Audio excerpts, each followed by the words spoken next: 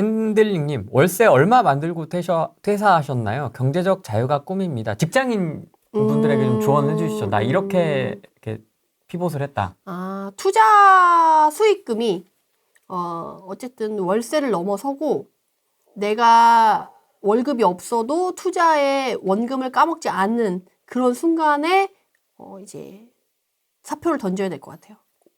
메이트라님은 월세 세팅으로 만들어 놓고 나오신 거예요? 아니죠. 저는 아니죠. 그렇지는 않았어요. 그렇지 않고 꼭 월세로 내가 다달이 받아야지만, 그러니까 대부분의 월급을 받으시는 분들이 어떻게 생각하냐면 월급을 대체할 게 생기면 그만해야지 라고 생각을 하시거든요. 근데 그게 월세일 필요는 없어요.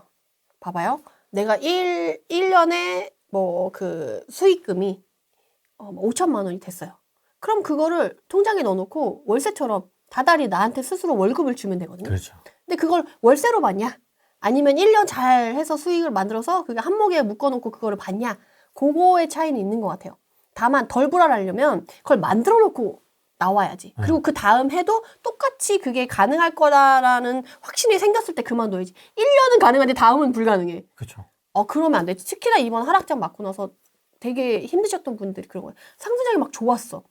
영원히 그렇게 좋을 줄 알고 그만뒀는데 하락장이 온 거예요. 역전세 나오고 회사도 없고 어쩔 거야. 대출도 안 나오고. 대출도 안 나오고. 이렇게 되면 안 된다는 거죠. 안정적으로 다 만들어 놓고 그걸 하는 게 좋죠. 건설 경기 침체 현재 어떤가요? 태영 이후에 뭐 다음은 어디다, 다음은 어디다 이런 얘기도 나오고 있는데 PF는 뭐 지금 거의 다 막힌 상황이고 건설 경기 지금 심각하다 이런 얘기 많이 나오는데 좀 어떻게 보십니까? 굳이 우리가 그 건설 다음에 도산할 건설사를 우리가 꿰고 있어야 되나요? 아니 더 이렇게 심리가 위축되는 것 같아서. 그거는 맞죠. 그래서 제가 아까도 말씀드린 올해 내에 벌써 1월 달, 2월 달에 도산 그 신청한 애들이 10개가 넘고 작년부터 해서 거의 100건이 넘는다고 지금 그게 심각화되고 있는 거는 맞아요. 그래서 앞으로 근데 지금 시작이다. 더 심해질 거다라고 저는 생각이 들거든요. 네. 그래서 미분양이 나오고 도산하는 애들이 나오고 경매에 100건이 갑자기 나오고 막 이래요. 그러니까 부도 아파트 같은 경우는 1번부터 물건이 1번부터 막 100건까지 물건 번호가 이렇게 붙어 있는. 네, 같은 단지인데 물건 번호만 다르게 해가지고 쫙 나오는 그런 애들이 이제 속속 더 많이 등장하게 될 거다라고 저는 보고 있습니다. 요즘은 건설사가 갑이에요. 수주를 선별해서 받고 공사비를 막 올립니다. 싫은 소리 하면 때려치던가 뭐 이런 상황이라고. 근데 건설사 입장에서도 자기네들도 너무 지금 배짱을 부린다고 생각하죠. 본인들도 이렇게 해도 남는 게 없을 거라고 생각이 드는 거지. 어떻게 보면 그 사람들이 막 이렇게 갑질을 하면서 자기네들만 수익을 보고 사람들을 힘들게 하는 거면 이런 에라이 나쁜 놈들 이렇게 하겠는데 솔직히 대형 건설사들은 국내에서 하는 게 그닥 재미없대요. 해외에 수주하거나 플랜트 하는 게 훨씬 더 수익이 좋고 하기 때문에 굳이 국내에서 이렇게 어렵게 할 필요가 없기 때문에 그런 것 같아요. 왜냐면 서로 윈윈하는 상황이면 상관없는데 서로 윈윈하는 상황이 아니면 사실 힘들죠. 그러니까 거의 이게 건설이 막히니까 일단 그 디벨롭 하시는 분들이나 뭐 빌딩 짓는 분들이나 이런 쪽 다 어렵고요, 일단. 거기는 진짜 거의 뭐 재개발 재건축 말할 것도 없고 뭐 완전히 막 다 이런 초토화됐죠, 네, 이런 상황인 것 같습니다. 진짜 그 정교하게 투자를 해야 되는 시기? 그죠. 완전 핀셋으로. 네. 그래서 제가 요새 지역 분석할 때도 지역 전체로 얘기 안 하잖아요. 단지 그 트렌드에 딱 맞는 그 걔네들 그렇게만 딱 얘기를 하잖아요. 그러니까 이게 더 세밀하게 옛날에는 어느 지역이 다 괜찮다고 그 지역이 다 괜찮아가지고 어떤 걸 투자해도 되게 좋았는데 지금은 그런 게 없다 보니까 더 리스크가 커지고 더 힘들어진 거죠, 사실은. 간호사 하다가 이거는 아니다. 너무 이제 기계적으로 시키는 하는 거가 이제 마음에 안 들어가지고 그리고 이제 보건교사 시험을 봐서 학교에서 국공립에서 있다가 이제 아이가 좀 병원비가 너무 많이 들더라고요. 네. 그래서 상태가 안 좋아져서 이제 병원비를 이대로 내다가 대출을 받아서 아이 병원비를 대야 될 상황이 될 것 같아가지고 이제 돌파구를 찾다가 이제 부동산으로 왔는데 저는 공무원 체질은 아니더라고요. 누가 봐도 그런가요? 누가 봐도 공무원은 아니지. 진짜요? 전 시키는 일만 하거나 이제 더 일을 했을 때 욕 먹는 데는 안 맞더라고요. 난 더 일을 하고 싶은데 교장선 그거 선생님 말려요. 정 선생 그만하시게. 왜냐면 보건 우수학교 막 만들어주고 보너스 더 받게 해드렸는데도 부담스러워 하시더라고요. 나대는 거 별로 안 좋아해. 그리고 학교는 약간 그냥 아무 문제 없이 그냥 가는 걸 좋아하지 뭔가 더 잘하는 걸 좋아하지 않아. 그쵸. 관리의 영역이죠. 거기는 관리 이렇게 여기서 그냥 딱 벗어나지 않게. 그쵸, 그쵸. 그래서 저 교육청 일도 막 나와서 하고, 교육청 가서 막 행사하고 막 이랬는데, 오히려 욕을 먹어. 그래서 안 되겠다. 차라리 새로운 도전을 계속 할 수 있고, 내 열정을 쏟을 수 있는 곳이 낫겠다 싶어서 이제 전향을 해서 이쪽으로 온 거죠. 주식도 있고 한데 왜 어떻게 부동산으로 처음에?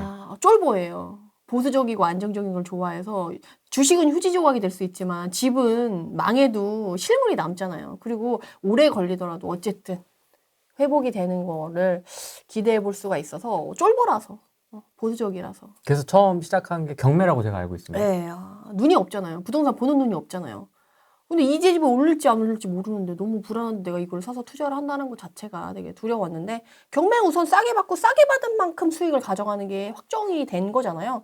내가 그 입찰가에 쓴 대로 그 정도는 내가 낙찰이 된다라고 하면 확정이 되는 거라서 전 안정적인 투자를 원해서 이제 경매로 먼저 시작을 한 거죠. 초반에는 시행착오도 똑같이 오피도 좀 사보고. 그렇죠. 근데 안 겪어도 될 걸 전 너무 많이 겪었어요. 그래서 많이 배웠어요. 다 있는 것 같아요. 저도 그런 게 있고 뭐 다 그런 게 있지 않습니까? 맞아요. 근데 그런 거 있잖아. 첫 낙찰인데 굳이 불허가 받을 필요는 없잖아. 그리고 첫 낙찰도 막 10번 폐차라고 겨우 받은 거라고. 근데 굳이 그거 또 불허가 날 필요는 없잖아. 나는 뭐 그런 걸 겪었다는 거지. 짜증나겠다. 그래서 그때 사실 나는 재테크가 안 맞나? 그렇게 생각할 수도 있어요. 처음에는. 나랑 안 맞으니까 넌 그냥 가라. 재테크 하지 마라. 약간 이런 생각이 들기도 하더라고요. 네. 근데 그때 막 저 주변에서 막 낙찰받고 수익을 막 하시는 옆에 그 수강생들 같이 이제 공부하는 사람들을 보니까 나랑 그렇게 크게 차이도 없고 비슷비슷한 사람들인데 누구는 저렇게 수익을 잘 보고 나는 왜 이렇게 자꾸 이렇게 엎어지고 이런 불허가 판정 나고 이런 시련이 오는가에 대해서 되게 고민을 많이 했는데 네. 오기가 생기더라고요. 왜 나는 안 되는데? 쟤는 되고 왜 난 안 돼? 네. 그러면 저 사람보다 내가 늦으면 내가 더 열심히 하면 되지. 라는 생각이 들어서 시간을 더 쪼개가지고 그 사람보다 더 입찰을 많이 하고 더 임장을 많이 가고 해가지고 제가 좀 약발이 같이 했죠. 그래서 지금 이렇게 제가 그때 같이 시작한 사람이 180명이거든요. 저 하나랑 한 분, 딱 2명 살아남았는데 제가 그 중에 하나 꼈어요. 그래서 어떤 분야에서 뭘 하려고 했을 때 100을 다 알 수는 없는 거예요. 그래서 일반적인 사람들은 60에서 80 정도만 배우고 그 정도로 그냥 그 정도만 알고 있어도 굴러가니까 그냥 그 정도만 알고 다들 그냥 거기서 머무른다는 거지. 근데 거기서 또 머무르지 않고 나가는 사람들은 100%가 되지 못할지라도 조금이라도 한 발짝 나가는 사람들이 이제 성공하는 사람들이라는 거예요. 그래서 거기서 좀 갈리는 것 같아요. 먹고 사는데 지장은 없어. 저도 그렇게 악바리 같이 안 해도 어느 정도 했을 때 아이의 병원비까지는 커버할 정도는 됐었어요. 근데 저는 마음에 안 들더라고요. 그래도 약간 제가 불치병으로 성장병이 있잖아요. 그러다 보니까 100은 못 가더라도 80보다는 조금 더 이렇게 하다 보니까 지금 이 자리까지 꾸준히 할 수 있었던 것 같아요. 내가 시작했을 때 하락장이었던 사람도 있고 21년도 고점. 예, 지방 어디 가가지고 그 샀다가 역전세 8천 내고 6천 내고 막 허우적대고 있다가 지금 이제 2년 지나서 지금 상황까지 와서 겨우 역전세 이제 메꿔주고 회복할까 말까 아직도 회복 못한 이런 분들도 이제 있거든요. 나 부동산이랑 좀 안 맞는 거 아니야? 라고 생각하시는 분들 있을 겁니다. 특히 그런 분들이 자괴감이 심해요. 자책하고 막 자괴감이 심한데, 그리고 그런 생각을 어떻게 생각하냐면, 어제 좀 알지도 못하는데 내가 괜히 시작해가지고 괜히 긁어부스럼냈다. 가만히 있으면 중간이라도 갔을 텐데, 손해라도 안 왔을 텐데 내가 이걸 왜 시작했나, 이렇게 본인을 자책하시는 분들이 꽤 되시는데 그럴 필요 없다. 너무 잘했다. 물론 돈은 까먹었을 수 있어요. 저는 상승장에도 까먹었어요. 회복장에도 까먹었어요. 처음에 시작할 때는. 아무것도 모르고 할 때는. 그게 당연한 거예요. 처음에 잘하는 사람 운이 좋아서 그런 거지 그 사람이 실력이 좋아서 그런 거 아니거든요.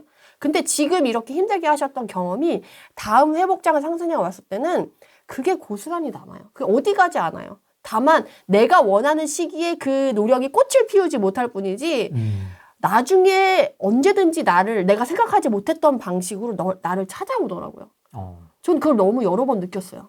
그러다 보니까 그래도 내가 내 노력은 나를 배신하지 않는구나. 조금 더 노력해보자. 좀 더 악바리처럼 살아보자. 라고 해서 하니까 훨씬 내가 보던 것보다 더 넓은 세상이 보이고요. 내가 누리던 것보다 더 많이 누리고 내 아이들한테 더 많은 걸 누릴 수 있게 됐어요. 그걸 보면 너무 흐뭇하고 뿌듯하잖아요, 마음이. 내 마음을 풍요롭게 만들 수 있어. 지금은 지옥 같을지라도 사실 계속 행복할 수 없어요. 매분 매초. 근데 정말 힘들다가 순간순간 다가오는 작은 행복들의 그런 것들을 경험하시게 된다고 하면 그게 또 중독성이 또 강렬하거든요. 그래서 그 중독성을 맛보시기까지만 해보시면 하지 말라 그래도 하실 수밖에 없어요. 저 요새 경매 검색하느라 엄청 바쁘잖아요. 하지 말라 그래도 막 또 하고 있어. 이게 한번 맛을 보면 놓칠 수가 없다니까요. 저는 지금도 제 스스로한테 너무 감사하거든요, 사실은. 물론 저도 중간중간 저도 사람이기 때문에 왜 이거 이렇게까지밖에 안 되는 거야? 더 해야 되는 거 아니야? 라고 생각이 드는데 또 간만히 또 생각해보면 더 이렇게 된 사람도 있는데 내가 생각했을 때 생각지 못한 운이 막 올 때 있잖아요. 나한테 이런 운이? 그러니까 그런 운이 찾아와 주는 것 자체도 저는 이전에 그런 것들이 있었기 때문에 오는 거라고 생각하고. 그럼 부동산 투자와 관련돼서 또는 평소에 하고 있는 일이 잘 안 되거나 스트레스를 받거나 뭔가 이렇게 굉장히 안 좋은 일이나 짜증이 날 때는 네네. 좀 어떻게 해결을 하세요? 스트레스를 풀다든지 뭐 이런 거를? 그때 조금 많이 바뀌었던 것 같아요. 코로나 때는 나갈 수가 없잖아요. 네. 밖을 나갈 수가 없으니까 집안에서 할 수 있는 보석 십자수로 작품을 만든다던가. 십자수요? 네네, 보석 십자수 같은 걸로. 그러니까 나갈 수 없으니까 그때 코로나 때 유행했던 하나의 그런 취미 생활 중에 하나였어요. 나가지 못해. 그리고 제가 그때 매도로 내놓은 집이 있는데 매도도 안 되고 전세망이가 다가오고 마음이 후달리죠. 애간장이 정말 끓죠. 근데 뭘까 시간이 필요한 일이지 뭔가 내가 더 노력을 들일 수 있는 일은 없었어요. 왜냐면 부동산이 이미 다 뿌려놨고 사장님들한테 애걸복걸 다 매달렸고 뭐 뿌릴 거 다 뿌렸고 다 할 거 다 했는데도 코로나라서 사람들이 집을 보러 안 오고 안 도는 건데 그걸 내가 어떻게 해. 근데 그 시간은 어쨌든 이겨내긴 이겨야 되는 거죠. 근데 코로나라서 밖을 나갈 수는 없고. 그리고 코로나라서 활동하고 있는데 뭐 코로나가 걸리면 안 되니까 뭐 산책을 하거나 그런 것도 좀 힘들잖아요. 마스크 쓰고 하는 것도 뭐 한계가 있고.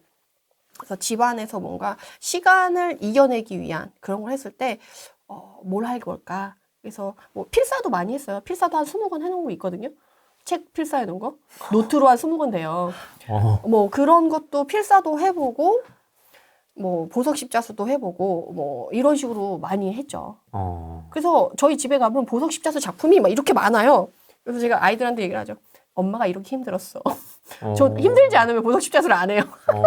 마음을 이렇게 정돈하고 약간 뭔가 이렇게 그럴 때 그거를 아이들한테 감정의 하수구를 쓰면 안 되니까 이제 삭히는 용도로 그래. 약간 단순 노동이 스스로한테 되게 힐링이 될 때가 있어요. 빗소리를 유튜브 그 빗소리 백색 소음 있잖아요. 그걸 틀어놓고 그걸 틀어놓고 이제 보석 십자수를 딱 깔아놓고 이제 한 땀 한 땀. 정말 힘든 시기가 있죠. 그게 왜 없겠어요. 정말 남편이 맨날 너는 이렇게 주기적으로 청승을 떤다라고 하는데 주기적으로 청승을 떨면서 이렇게 들어갔다 나왔다 해요. 네, 저도 감정 기복이 꽤 있는 사람이어가지고 남편이 좀 힘들죠.